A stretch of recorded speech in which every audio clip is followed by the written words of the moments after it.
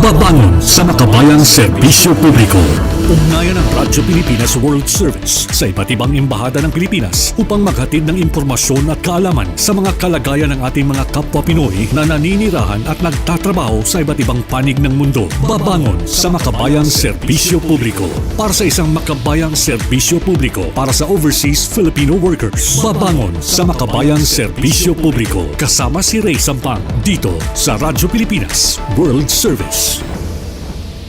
Muli po isang masaya at mainit na pagbati. Isa na rin po mapagpalang pagbati mula dito sa inyong inang bayang Pilipinas. Ito po ang programang Babangon sa makabayang serbisyo publiko. Hatid po sa inyo ng inyong himpilang Radyo Pilipinas World Service, ang online digital platform ng Presidential Broadcast Service Bureau of Broadcast Services sa ilalim po ng patnugot ng Presidential Communications Office. Ako po yung lingkod, Ray Sampang, at para po sa unang araw sa buwan ng Oktubre, Miyerkules, oras at araw po dito sa Pilipinas, kami po muli ay maghahatid sa inyo ng programang mag-uugnay sa ating mga kababayan mula naman sa iba't ibang bahagi ng bansa o sa iba't ibang bahagi ng mundo for that matter. At dito this time pupunta tayo sa Portugal. Yan, at tayo pupunta po sa ating Philippine Embassy sa Lisbon, Portugal. Pero bago po tayo dumako diyan, gusto ko humunang i-acknowledge ang ating mga kasamahan dito sa ating programa. Of course, sa ating Master Control kasama natin si Miss Susan Aizon at si Mr. Milo Junela. Sa ating Wirecast Operations, of course, si Justin. And sa ating live audio streaming, kasama naman natin si Hero. At ang ating executive producer, si Miss Stephanie Vicente. Tayo po ay inyo nasusubaybayan live sa pamamagitan ng ating Facebook Broadcast Live. Sa inyo po mga Facebook browser, type lamang Radyo Pilipinas World Service. Ganyan din sa ating YouTube channel. Sa inyo pong YouTube browser, type lamang Radyo Pilipinas World Service. At sa ating live real-time audio streaming. Kung kayo po ay merong cellphone at meron kayong smartphone, punta lamang po kayo sa Google Play. Kung kayo naman ay may iPhone, pumunta lamang po kayo sa App Store. At sa mga browser po yan, i-download nyo lang. Type nyo lang, eBox PBS Receiver. E as in elephant, V as in victory, O as in October, X as in Xerox. At kapag na-download nyo na po yan, type nyo lang. At makikita nyo na po ang mga himpilan sa ilalim ng Presidential Broadcast Service. Isa na po ron ang inyong himpilang Radyo Pilipinas World Service. So please, ang aming pong pakisuyo sa lahat po ng nakikinig at nanonood sa atin, please like and follow our Facebook page, Radyo Pilipinas World Service. And of course, paki-subscribe na rin po sa ating Radyo Pilipinas World Service YouTube channel. And paki-download na rin yung ating PBS Radio app. Alright. Well, bago tayo magpatuloy sa mga oras na ito, ngayon po ay around sa ating pong oras, batay sa ating oras, mga around 3:35, 3:40 ng hapon dito sa Pilipinas. Ano po oras sa Pilipinas? Kaninang kagabi, sa mga hindi pa nakakaalam natin mga kababayang OFWs o mga Filipinos living and working abroad, kagabi Tuesday, mga around 8-9 in the evening, or sabi na between the hours of 8 to 10 in the evening, kagabi Tuesday, tumama po ang 6.7 na lindol dito sa Cebu. 6.7 sa Cebu, sa probinsya ng Cebu. At direct hit po ang Bogo City sa Cebu. At ang naapektuhan din po ng matindi ang San Remigio sa Cebu. At meron na po tayong mga natatanggap na mga balita since morning today. Nung una nasa 20 plus ang naire-report na nasawi sanhi ng earthquake na yan. At ngayon medyo tumataas pa ho ang bilang, batay na rin po sa mga balitang pumapasok. Pero we still have to confirm that dahil patuloy pa rin po ang isinasagawang rescue operations ng iba't ibang ahensya ng gobyerno, maging ng mga local government units at ng mga rescue teams para po sa mga kababayan nating tinamaan ng gusto. At kasalukuyan po hanggang kaninang tanghali, oras sa Pilipinas, nakakatanggap pa rin tayo ng report na nakakaramdam pa rin sila ng mga aftershocks. Okay, so kaya maingat din po ang ating mga rescue teams mula sa national government maging sa local government sa pagsasagawa ng mga rescue operations. Let's give some time to pray para po sa Cebu, province ng Cebu, at sa ating mga kababayan sa Bogo City at sa bayan din ng San Remigio, at sa lahat po ng ating mga kababayan na naapektuhan ng lindol na ito. Alright, samantala, ito na po tayo. Tayo naman ilalabas na ng ating bansa. Tayo pupunta sa Portugal. Tayo makikipag-ugnayan sa ating Philippine Embassy in Lisbon, Portugal, at makakasama po natin dyan ang ating pong Philippine Ambassador to Lisbon, Portugal. Walang iba kundi si His Excellency Paul Raymond P. Cortez. Magandang araw po, Your Excellency Cortez. Si Ray Sampang po ito sa programang Babangon sa Makabayang Serbisyo Publiko. Magandang hapon sa iyo, Ray, at sa lahat ng mga nakikinig. Bom dia mula dito sa Lisbon, Portugal. It's nice to be back dito sa Radio Pilipinas. Yes, at it's nice to hear your voice again, Your Excellency Cortez. Alright, sa kabilang linya, alam ko nasa linya na rin yung ating Filipino-Portuguese Association sa pamamagitan ng kanilang president, si President Miss Lani Cuyos Yu. Magandang hapon po mula dito sa Pilipinas, Miss Yu. Magandang hapon po sa inyong lahat. Bon dia from here. Ayan. It's indeed a pleasure to also have you sa ating programa po. Miss you dito sa ating programang Babangon sa Makabayang Serbisyo Publiko. Alright. So, unahin ko muna, of course, ang ating pakakamusta sa ating ambassador to Lisbon, Portugal. Walang iba kundi si Excellency Cortez. Your Excellency, so una sa lahat, ano bang oras na ngayon dyan sa Portugal? 8:44 ho ng umaga. Umaga. Okay, sige po. So, how would you describe the relationship between the Philippine Embassy in Lisbon, in Portugal, dito sa ating sa bansa natin? How would you describe it? Well, yung relationship ng Pilipinas sa Portugal, tulad ng relationships natin with many European countries, very warm, very constructive, at mutually respectful.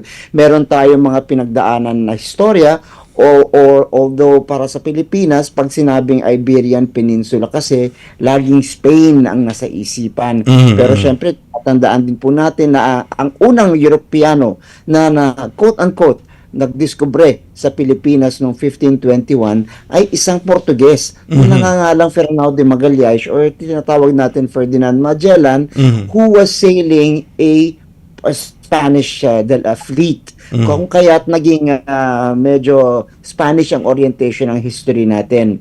At the same time, Portugal has also been a wonderful country where we have done business with. Marami tayong mga agreements that we have signed and that we're hoping to sign with Portugal, all because we want to extend yung ganitong klaseng mutual, friendly, and cooperative and productive relations with Portugal.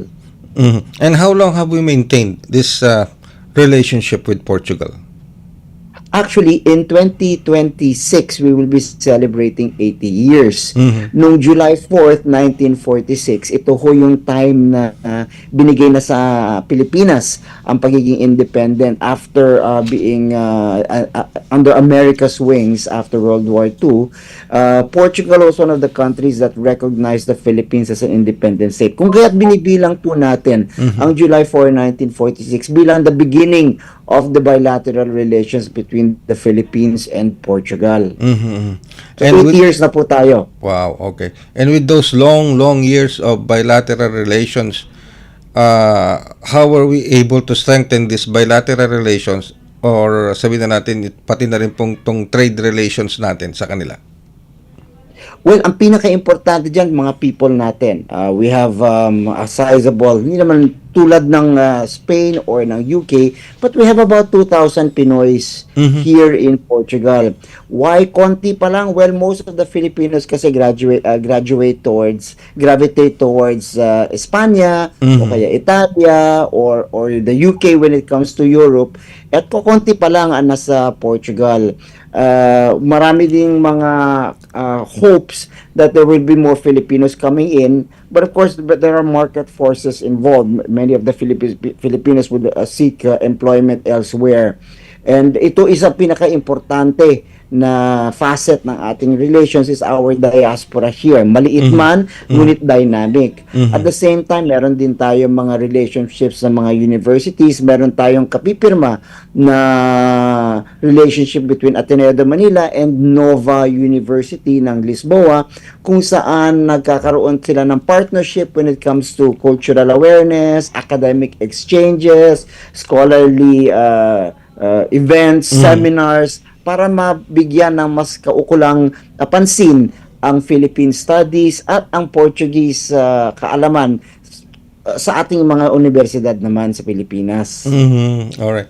So, nag-iisa lang po ba ang ating embahada sa Portugal o do we have Philippine consulates Isa lang po. situated? Isa lang. Nag-iisa lang talaga siya. Isa lang.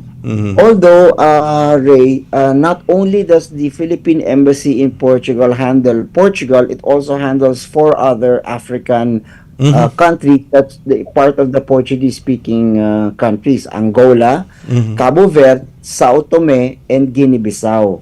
So Okay. itong apat na countries na ito sa Africa that are Portuguese-speaking also part of the jurisdiction of the Philippine Embassy in Lisbon. Alright. In Portugal, plus including those 4 states that you have mentioned, Your Excellency, so in total, nasa 2,000 lang ang ating mga Filipinos Ay, hindi. diaspora? Pag sinabing Lisbon lang, mga 2,000, 2,100. Pag sinabing Angola, you have something like, same, 2,018 to 2,000 Filipinos.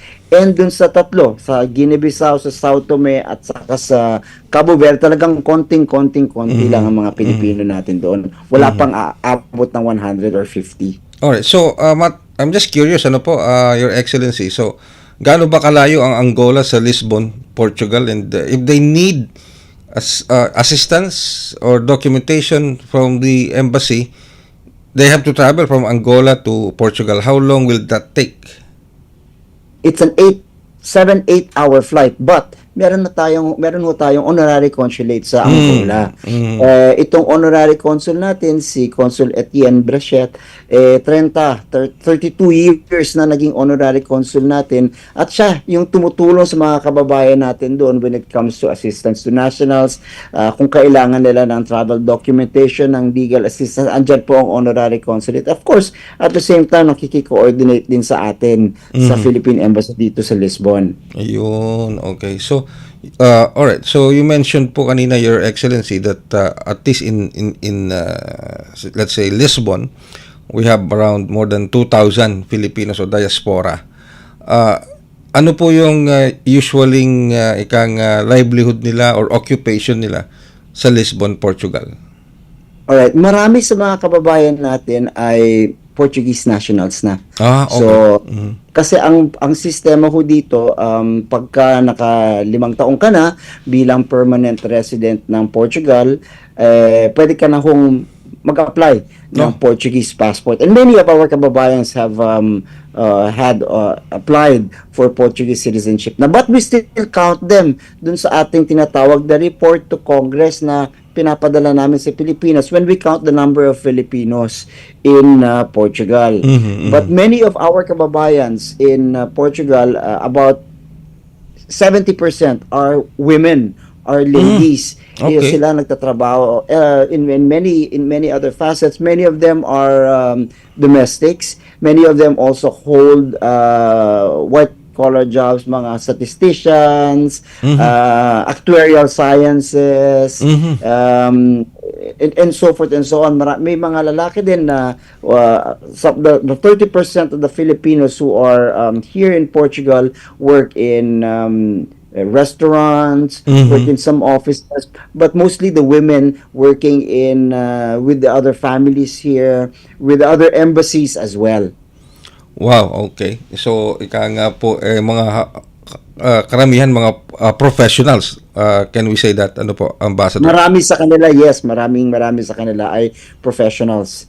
Alright, okay. Pero, Ambassador, dadakuin ko lang, Your Excellency, itong ating presidente ng Filipino community natin. So, please, stay on the line, habang nagkakausap din po kami. Miss Lani Cuyos, ang presidente ng Filipino-Portuguese Association. Good afternoon po muli, Miss Yu. Good afternoon po sa inyo. Ayan, okay. Alright, sabi nga ni Ambassador Cortez, karamihan daw po, mostly, itong ating Filipino diaspora in Lisbon, Portugal are women, or female. So, how long have you been in Portugal, Miss Yu? I've been here since 2011, so around 14 years, 14, 15 years. Oh, 14, 15 years. Okay. So, nung pong una yung pagpunta ng Portugal, what was your work or what occupation were you in? My work in the Philippines is still the same work that I have here in Portugal. So I was spared from the difficulties of finding a new job yes. But Portugal was different 14 years ago. It was a bit different from Portugal now. Back then, there were fewer Filipinos. It wasn't so popular with foreigners. So ngayon, iba na. Portugal is so appealing to many other citizens of the world. Alright. Okay. Pero matanong ko lamang po, ilan po ang miyembro ng Filipino-Portuguese Association? We have paying members, and there are less than 200 Filipinos here in Portugal who are paying members. But when we help Filipinos, we don't ask them if they are members of the association or not. We help all Filipinos who come to us for help. We don't discriminate. We don't ask if they have paid their dues. We just help. Ba't ganun, ano? Pag sa ibang bansa, ganyan ng naman, lang. Pero napapansin ko lang, kapag ang Pilipino, Ambassador, kapag ang Pilipino nasa ibang bansa, lalong tumitibay yung kanilang solidarity as a Filipino. Hindi ko malaman, is it a phenomena, Ambassador? Kaya masasagot ba natin yun? Well, galing kasi ako sa Middle East. So, ang dynamics ng Middle East at ng Filipino diaspora doon talagang iba. When you have 1 million Filipinos, talagang minsan they can operate on their own, etc. without the embassy, without the consulate general dictating to them. When I got here in Portugal, taliwas, baliktad yung numero ng experience ko sa Middle East. And working with Miss Lani, sinabi na namin kay Miss Lani na empowered ang Filipino community dito to do what they feel is necessary. Many of them are not even Filipinos anymore. Some of them, as I said, are Portuguese nationals or even EU nationals na may ibang passport, but yet they continue to be a very close-knit Filipino community based mostly in as part of the AFP, the Asociación Filipino Portuguesa, or with their churches. Andyan yung Catholic Church, andyan yung mga other evangelical churches, and all of them nagkakasabay-sabay when it comes to celebrating who the Filipino is, our culture, our perspectives, and at the same time pag may nangangailangan ng tulong. Luckily, we have the migrant workers offices in Madrid kung saan humihingi tayo ng tulong para bigyan ng financial support ang ating mga kababayan. Or kung hindi man ang MWO sa Madrid, ang Philippine Embassy through the DFA in Manila. So, lahat ko ito in connection with our Filipino community. Kung may nangangailangan ng tulong, minsan hindi nila alam na may embassy pala o kaya pwede palang tumulong ang embassy. Binibigyan kami ng information ng AFP nila, Miss Lani, na may nangangailangan ng tulong, may walang pantik pa uwi, ano ba pwede natin gawin? And this is how we collaborate and we coordinate. 2,200 na nga lang ho kami dito. So talagang palagi ho kaming in touch. The last time we saw each other was kailan ba, Lani? Yung picnic natin. Hulyo. Pero alam niyo naman ho, ang Europa pagka-Agosto naglalabasan lahat ho ng mga tao all on holiday. So now that September is here we go again with the rounds of our coordination and collaboration and partnership. Alright. Okay, balikan ko lang po, Your Excellency, si Miss Lani. So Miss Lani, so maganda pala ang ugnayan ninyo ng ating embahada sa pangunguna of course ni Ambassador Cortez.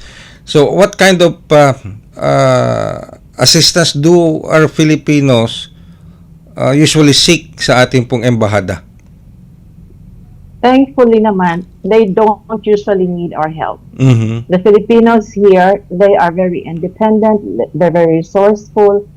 Though every now and then we get cases of, for example, merong nagkasakit, kailangan ng umuwi. Mhm. So we would go to the ambassador, and the ambassador would really help us in ways possible, mag-source ng pamasahe or maghanap ng makasama pa uwi. Mhm. And then if we have Filipinos who get sick and are hospitalized, the embassy, the staff from the embassy and the officers of the association would also visit those in the hospital. And then if they need financial help, we would also provide them financial help to the best of our abilities. So since we're a small community, tulong-tulong lang talaga. And then the embassy has always been very helpful and very open. Parang ang mga tao, parang labas-pasok lang sa embassy. Ganun. So we are like we are more, it's a close knit family here. Kasi Okay. ang liit lang namin. So parang ano po, parang Miss Lani, parang it's an open door policy. Ika nga, ano. It's not really like an open door, you just come in, but it's better you have an appointment Yes. if you want to have your passport done. What I mean is people, they are always welcome to go to the embassy. Mhm. All right. Okay. It's open. In fact, like last Sunday, our latest activity with the Philippine Embassy was the embassy hosted OWA Madrid, and there were so many Filipinos at the embassy. It filled the Filipinos, filled the Philippine embassy. We had migrant workers who wanted to have their documents done or to renew their membership with OWA. And that was only last Sunday, like 3 days ago. Ayun. Now, having said that, Ambassador, Your Excellency Ambassador Cortez, nabanggit ni Miss Lani yung mga documents that needs to be processed sa parte ng mga diaspora natin. Nakarating na ba ang serbisyo caravan ng DMW sa inyo? Hindi pa ho, pero may dumating na migrant workers outreach nung Yun. isang Sunday. Yung sinasabi ho yung caravan, ito yung parang ginawa nila sa UAE na andyan ho ang Philippine Statistics Office, andyan ang LTO, andyan ang PRC para sa mga kababayan natin who need whatever. Hindi ho sila hindi pa na ho nakarating dito sa Portugal at ang ginawa po natin last Sunday was part of the consular outreach naman ng Migrant Workers Office kung saan nag-verify sila ng mga kontrata, nagbigay ng mga OEC para makauwi yung mga kababayan natin. Tandaan ho natin na yung mga kababayan natin na nagtatrabaho abroad out of the Philippines, pag umuwi sila ng Pilipinas at paglalabas uli, hahanapan ho sila ng what they call OEC issued by our DMW para makabalik sila sa mga trabaho nila. At ito yung binibigay ng MWO para sa ating mga kababayan dito sa Portugal. Alright. Sige. Pero ano po ba ang usually na nagiging problema ng ating mga kababayan, Your Excellency, lalo-lalo na pagdating sa documentation process ng kanilang mga papeles? To be honest, there are not too many issues para sa mga kababayan natin dito.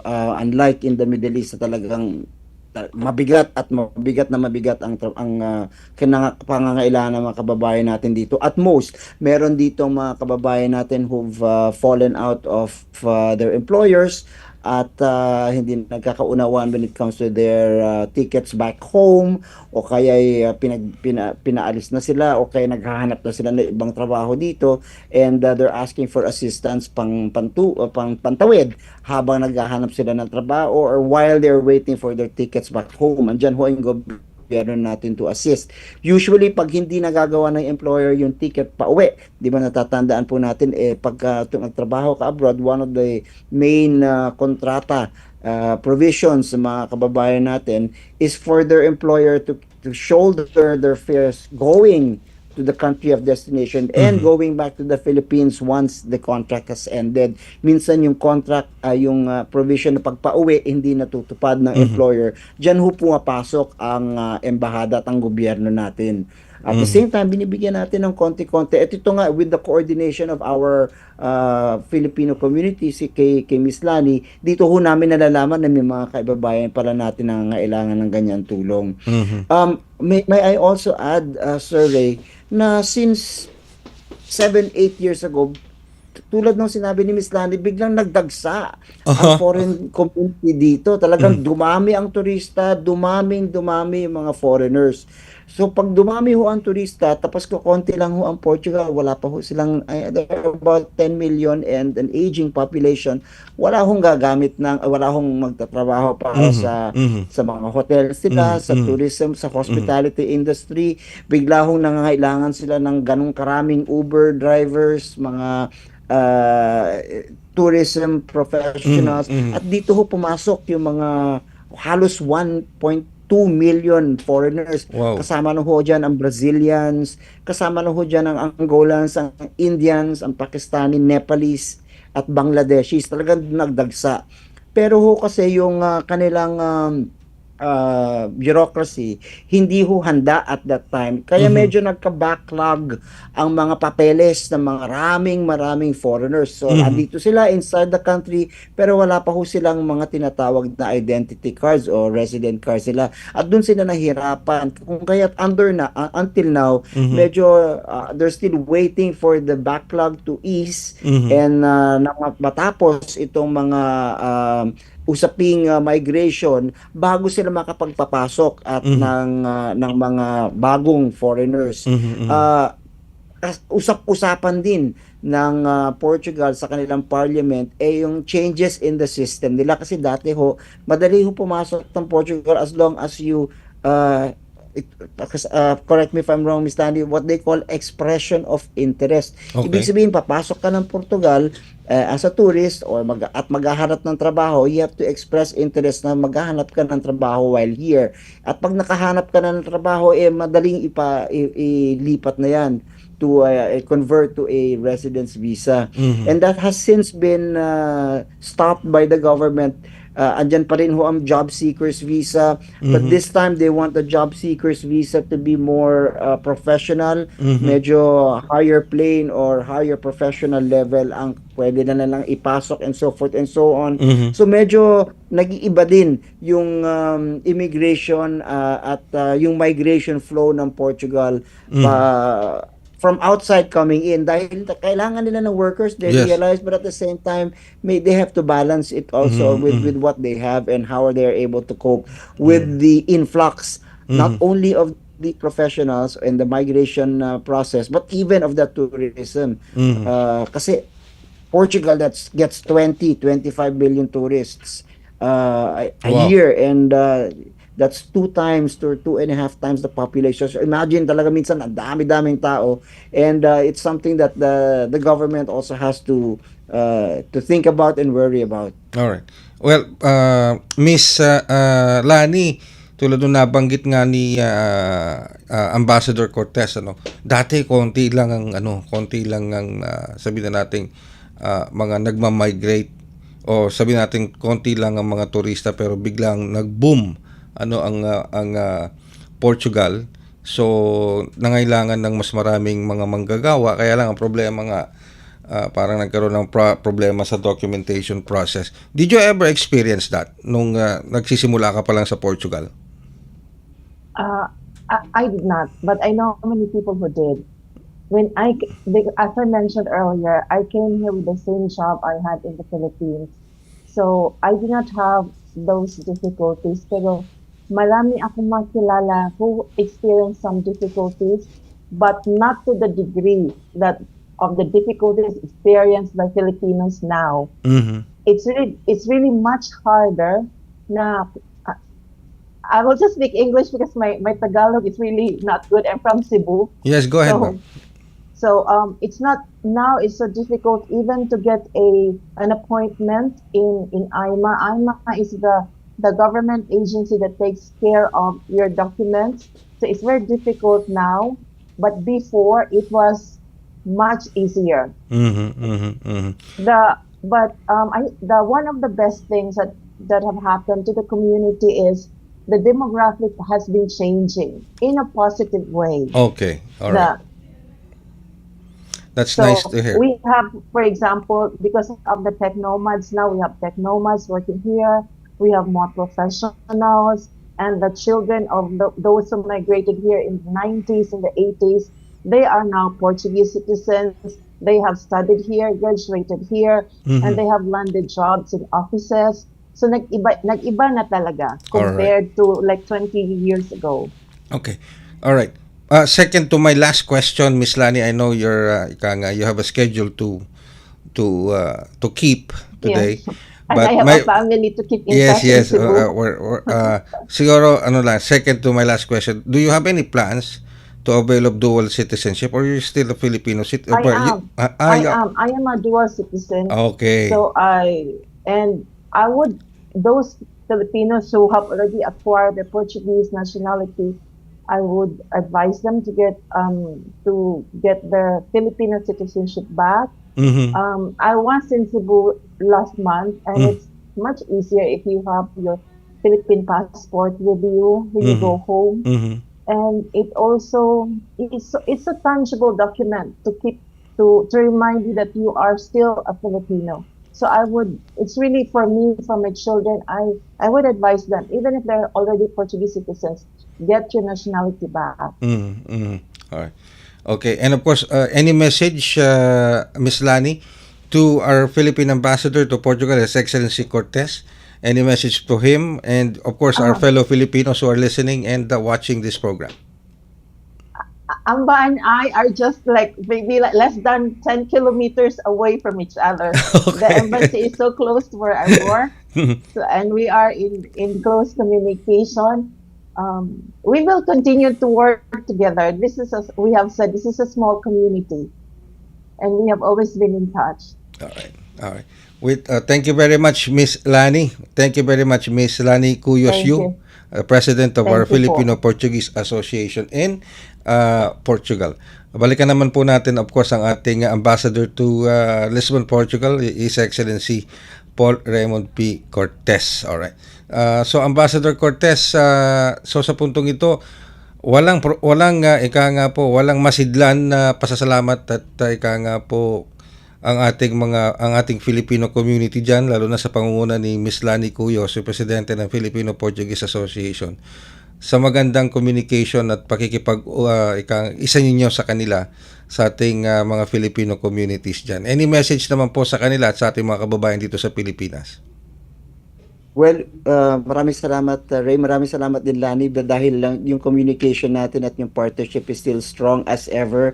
Ang lagi namin pinoproblema ni Miss Lani, paano kaya talaga ipapasikat, ipapasulong yung Filipino culture in this part of the world? Oo. Kasi talaga minsan kailangan ng real push ng Philippine cuisine, ng Philippine music, at ng Philippine art. Medyo malayo kasi ang Pilipinas.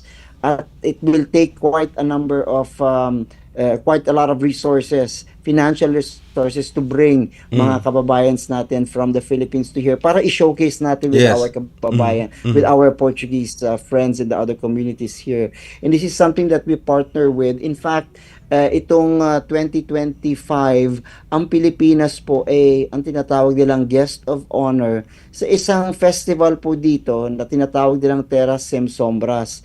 So nakadalawa na po tayong concerts featuring Filipino artists. One of them was the Philippine Madrigal Singers. And then meron tayong closing on November 28. Again, si Miss Lani and the Filipino community have been wonderful partners with pushing yung mga friends natin to listen to Philippine music, to taste Filipino food, to be a part of the Filipino circle. And nakikita nila na when the Philippines comes out in the open and shares its culture and heritage to everybody, it's a family. It becomes a very very close knit family affair. Kasi ganun ho yung Pilipino. We welcome everybody na parang kasama na natin sa sa bahay, kasama natin sa pagkain at sa pagdinig ng musika at ng sayaw. And this is one thing that the Filipino community together with the Philippine Embassy is trying very hard to push itself, because konting ka lang talaga ang Pilipinas, Pilipino rito sa Portugal, but our hearts are 10 times and 100-fold when it comes to pushing our heritage here. So yun ho ay yung kailangan natin at continue doing, even if I'm not already here, even if there's a new one coming in, and in the next 10, 20, 30 years to come. Oo nga. May kasabihan nga, sorry po, may kasabihan nga, Your Excellency, it's not in the quantity, but in the quality of the relationship and communication at yung pagbibigay ng serbisyo sa ating mga Filipino community, sa ating Filipino diaspora. And it's clear to see naman na talagang yung pong service po ninyo, yung pagbibigay serbisyo ng ating embahada sa ating Filipino diaspora sa Portugal is very eminent, that nararamdaman namin yung appreciation ni Miss Lani at ng Filipino community diyan doon po sa mga efforts na ginagawa po ng ating embahada sa pangunguna po ninyo, Your Excellency Cortez. So maraming salamat po, Ambassador Cortez, sa muli po nating sasama sa himpapawid dito sa ating himpilang Radyo Pilipinas World Service. And sana po hindi po ito ang ikalawa at huling pagsasama natin at tatalakay natin dito sa ating programa. Maraming salamat po, Ambassador. Maraming salamat, Ray. Nakakamiss lang ito kasi nung ASEC ho ako ng UMWA, ng migration sa DFA, halos minuto nasa radyo ako, nasa sa inyo ako, pero ngayon madalang na lang, kaya nakakamiss din. Yes. Well, we will try to make it as regular as possible. Balik natin. Ibabalik natin. Anyway, maraming salamat po. Don't worry. Thank you. Don't worry, Ambassador, you're always on our mind. And of course, kapag merong mga ganitong klase ng mga activities, we will always knock on your door sa ating embahada. Maraming salamat po, Ambassador. Thank you very, very, very much. Ang ating pong Philippine Ambassador to Lisbon, Portugal, His Excellency Paul Raymond P. Cortez. Ayan, po, napakaganda nung relationship between the Philippine Embassy in Lisbon, Portugal, sa pangunguna ni Ambassador Cortez at itong Filipino diaspora natin sa Lisbon, Portugal, sa pangunguna ni Miss Lani Cuyos, na siyang presidente ng Filipino-Portuguese Association. Dito mararamdaman mo, sabi nga ni Ambassador Cortez, maging ni Miss Lani, ang sinasabi nila, although maliit lang yung kanilang diaspora, around more than 2,000, pero iba yung pagsasama nila, iba yung communication, iba yung relationship. It's madaling lapitan ang ating embahada, sabi nga ni Miss Lani, kapag may mga concern ang ating Filipino community, ang ating Filipino diaspora, maski sa maliliit na bagay o malalaking bagay, madaling lapitan at kagad na receptive at kagad na umaaksyon itong ating ambassador, si Ambassador Cortez, para masolusyonan at kinakailangan mag-source out ng mga funds at mga pangangailangan gagawin, at kung kinakailangan mapauwi, mapapauwi at mapapauwi nila. And we just hope and pray na magpatuloy ito, dahil sabi nga natin, di ba, babangon tayo sa isang makabayang serbisyo publiko tulad nitong mga nasusubaybayan natin ngayon. Sa ngalan po ng ating mga nakaagapay sa muling pagsasahimpapawid ng programang Babangon sa Makabayang Serbisyo Publiko, sa ating Master Control, si Miss Susan Aizon, huwag ka na pumunta ng Portugal dahil may plano ka, di ba? Gusto mo pumunta ng Spain. Doon ka na lang muna sa Spain. Okay? Okay, punta ka muna ng Spain. Spain ka muna, Spain. Diyan sa may tatawid ka lang ng Manila, Quezon City, Espanya, harapan ng UST. And anyway, nagbibiro na lang. We're just trying to make the last portion of our program lighter, pero it's a nice place to go to, di ba? Portugal, Spain, sabi nga ni Ambassador, totoo 'yon. Sino ba talaga nakadiscover? Well, yung European nakadiscover ng Pilipinas, isa pong Portuguese, si Ferdinand Magellan. Nagkataon lang na kinomission siya ng Espanya na maglayag at mag-discover ng mga bagong, newfound na mga bagong kalupaan at natsyempohan niya ang Pilipinas. Since na ang nag-commission sa kanya, yung barkong sakay niya from Spain, ang influensya po nanggaling sa Spain. Pero si Ferdinand Magellan is a Portuguese. Yun po ang nun, yun ang istorya po nun. Alright? Maraming salamat po sa inyong pagsubaybay. Pero before I go, reminder, please like and follow our Facebook page, Radyo Pilipinas World Service. And of course, ganoon na rin po, subscribe sa ating YouTube channel, Radyo Pilipinas World Service YouTube channel, at download na rin po sa ating PBS Radio app. Again, ito po yung lingkod, Ray Sampang. Tatandaan po natin, kapag makabayan ng serbisyo publiko, siguradong makakabangon tayo. Maraming salamat po and stay safe. Babangon sa makabayang serbisyo publiko. Ugnayan ng Radyo Pilipinas World Service sa iba't ibang embahada ng Pilipinas upang maghatid ng impormasyon at kaalaman sa mga kalagayan ng ating mga kapwa Pinoy na naninirahan at nagtatrabaho sa iba't ibang panig ng mundo. Babangon sa makabayang serbisyo publiko. Para sa isang makabayang serbisyo publiko para sa overseas Filipino workers. Babangon sa makabayang serbisyo publiko. Kasama si Ray Sampang dito sa Radyo Pilipinas World Service.